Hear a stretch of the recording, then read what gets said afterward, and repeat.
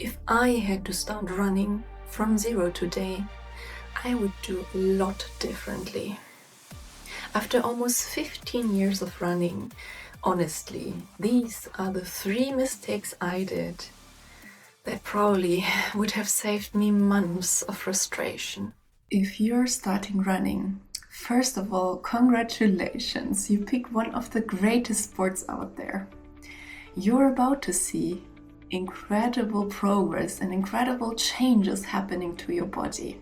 And back to the point I wanted to make, even if you are already running, here are the 3 things I would change immediately if I had to start all over again. Take number 1, running everything too fast. There was this weird belief that I had to run everything really hard and need to be exhausted by the end of the session because that's what makes real progress, right? Well, actually no. I think it only kept me tired and maybe even stopped me from improving more. In the beginning, it's really important to first build your aerobic base. This is the baseline for basically your whole running training moving forward. And this aerobic base is best built at a really low intensity.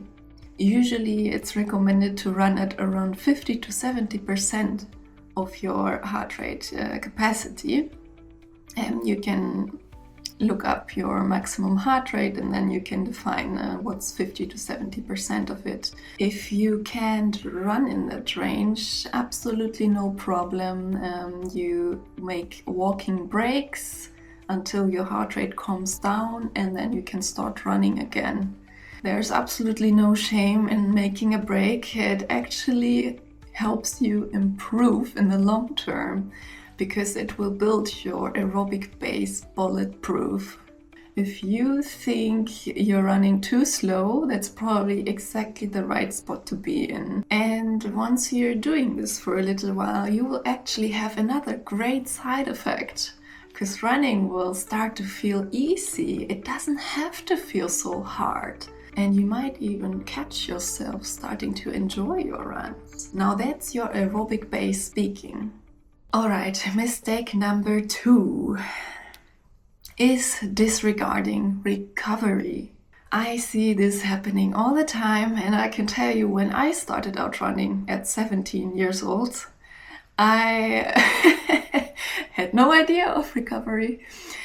I just thought I need to train, and I need to train more, and I need to train hard, and I need to go out more often. And that's everything to it. That's how I make progress. But you don't get stronger while you run, right?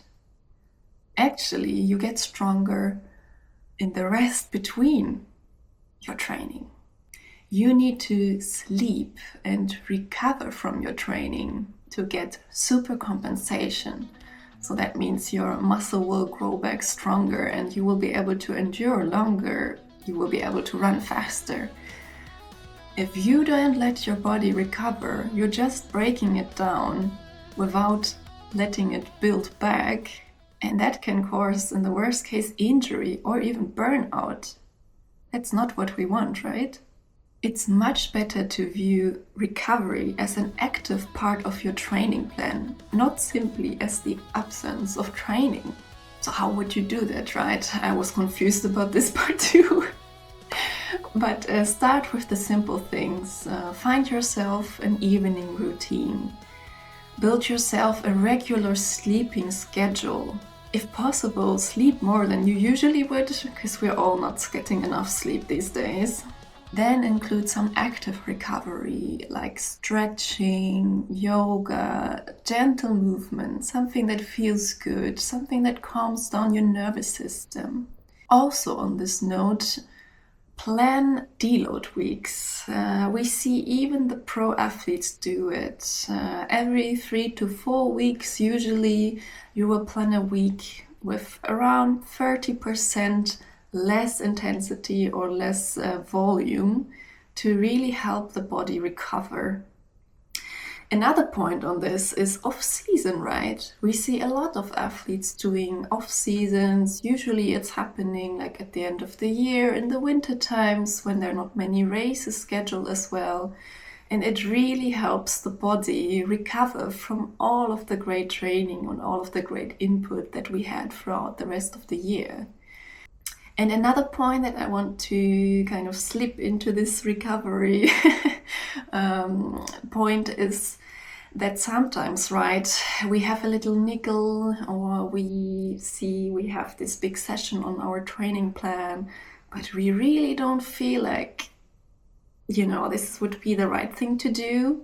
When I was back 17 years old starting running, I had these moments a lot that I saw something scheduled on my training plan and I really thought I need to do it exactly 100% as written on my plan, even though I was not feeling like it at all.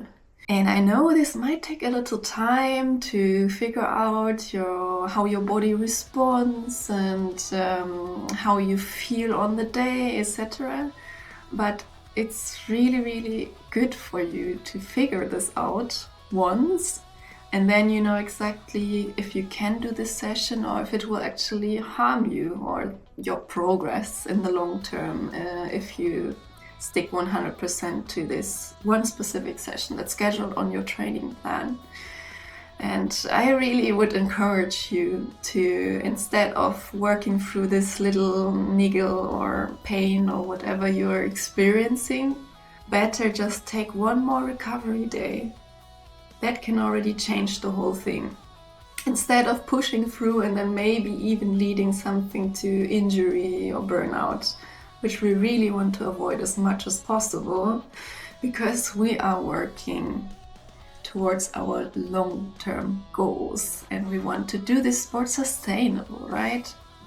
You don't want to quit after 1 month of making great progress and then you burn out.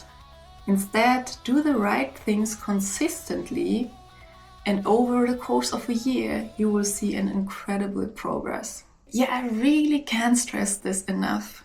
Prioritize your recovery and stay consistent in the long run. The third mistake I made is running without strength training. So when I started running, I was 17 years old and I was just like, I want to try it and I want to run a race. And I did not do anything else than running. At that time, in your teens, it's probably still doable for your body, but I can tell you, I'm now in my 30s and I would definitely not recommend to do this at all. Running puts quite some constraints on your muscles and on your tendons, and only having this one-sided thing is usually not good for your long-term health. So it is really important to support these muscles and those tendons, with not only strengthening, actually stretching would also be part of that. But we can include this into our warm-up routine and our wind-down, cool-down routine. So the point that I want to make here is, once I started strength training actually at about 6 months in on my running journey, I included some stability sessions, and wow, I noticed a big difference even at the age of 17. Because I felt so much stronger, I felt like my running form was improving, and now I'm in my 30s and I can definitely tell you it makes a huge difference in your everyday life and also in your running. Plus, it's so important moving forward to do this sport sustainably for a really long time. So actually, I am now 31, almost 32. So that means it's almost 15 years now since I started my running journey.